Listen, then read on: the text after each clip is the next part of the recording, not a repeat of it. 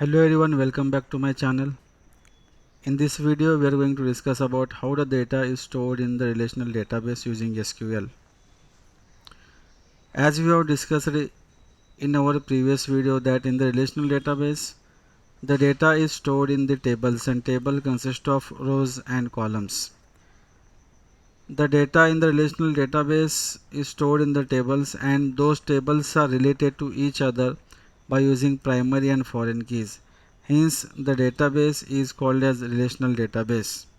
First of all, we create the table structure using SQL and then we will insert the data into that table. For creating the table structure, this is our create table script. Create table, then table name, inside the open brackets, column name, data type, constraint, comma, and again column name to data type, constraint. In a similar way, you can add number of columns. This is the syntax used for creating the table using SQL. Now in the create table structure, you can see that we start with create table, then we give the table name, and then inside the bracket we start with the first column name, then we provide the data type and the constraint. Now we should understand what is the data type and what is constraint.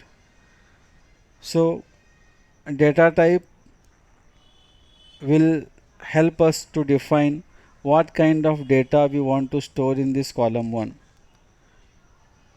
Suppose we want to store the numerical data, then we go for integer data type. Suppose we want to store the string data, then we go for the varchar data type. Suppose if you want to store the date type data, then we go for date data types. So there are different types of data types.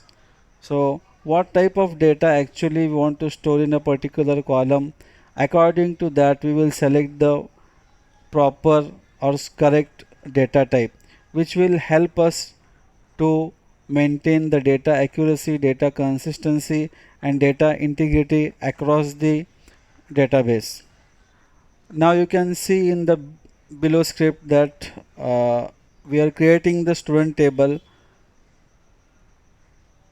In that we have student ID column, and in the student ID column we want to store the integer data type. So therefore we have used integer data type and constraint we have given as primary key.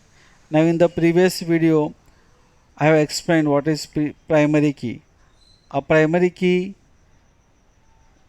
is used to uniquely identify each record. Student ID cannot be null or it cannot have duplicate values. Therefore, to make sure that the student ID column should not have null values and it should not have duplicates, we have given the constraint primary key. Similarly, in the name column, we want to store the string data. So therefore, we have given the data type varchar 50. Varchar and char, there are two data types which are particularly used for storing the string data type. Varchar is a flexible length of data type and char is a fixed length data type. In the varchar 50 is the maximum length of string that we can store in this column, and in char it is a fixed data type. So whatever length you mention, for example here we have given 2, so here only 2 characters can be stored in this column, not more than 2. And varchar is flexible. What does this mean? It means that whenever you are storing the string values in the name column, suppose if the string length is less than 50, then it occupies only that much space. But character data type, suppose if the string value is single character but you have given char 2, it will also occupy the complete value and it will pad the space to the right. So this is the difference. Varchar is a flexible data type and char is a fixed data type. Now coming to the constraint. So constraints are nothing but these are the rules which we define on the column. So what type of data we actually want to store in the columns. So constraints are helpful for maintaining the data accuracy, data consistency and data integrity across the database. There are different types of constraints like primary key, also foreign key that we have discussed in our last video, which is helpful for maintaining the relationship between the two tables. And also we have constraint called not null,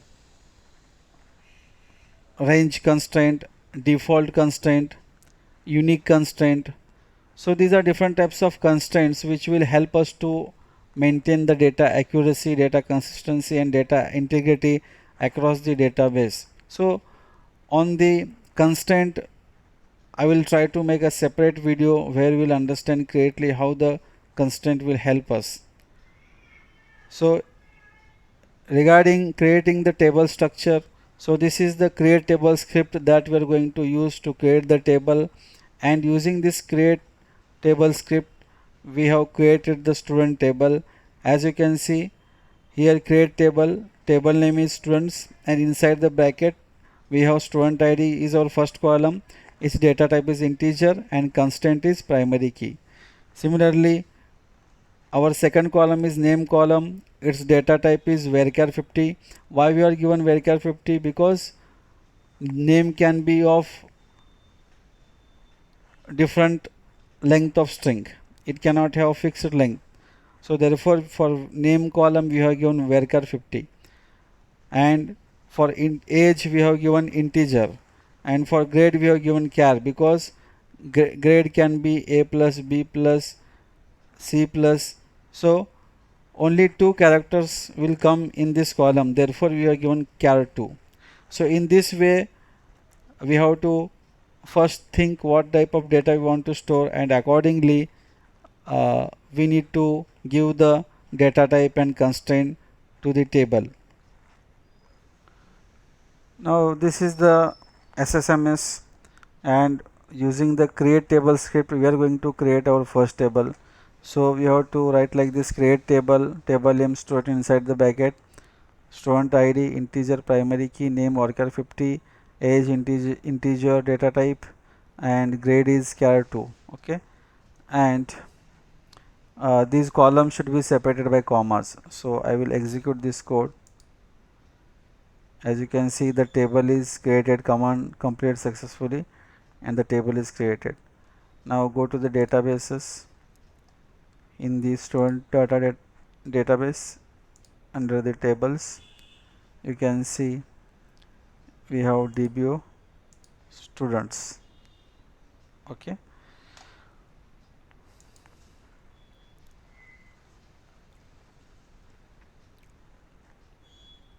so now we want to insert the data into this database. So how we can insert that thing? To insert the data we have to use the insert scripts. So insert into students, student is the table name and these are the column names: student ID, name, age and grade. They are separated by comma, and then values. So student ID is 1, name is Amit, age is 20 and grade is A++. So whenever we are storing the string data we have to keep it inside the single inverted commas. That we should keep in our mind. For the integer values we no need to give the single inverted commas. So I will now execute the insert command. So as you can see, one row affected, so data is inserted into the tables, student table. Suppose we want to insert the data in all the columns, so you can insert the data in different ways. This method is used when you want to insert the data into specific columns. Now I have selected here all the columns, but you can select specific columns also, and you can insert the values. Suppose you want to insert the data into all the columns, then you can use this script as well, and you can like you don't need to mention here the column list, only you have to mention insert into students and values. In the values again same thing, you have to mention like student id is 2, name is Sarah, age is 22, and grade is B plus. So I will execute this one. So again one row is inserted. Now suppose you want to insert the multiple rows, so you have to separate it by commas and you have to give it inside the brackets. So there are 3 records that can be inserted using this insert script. So I will execute this one. So now it is executed. Now we will see how the data is looking into the student table.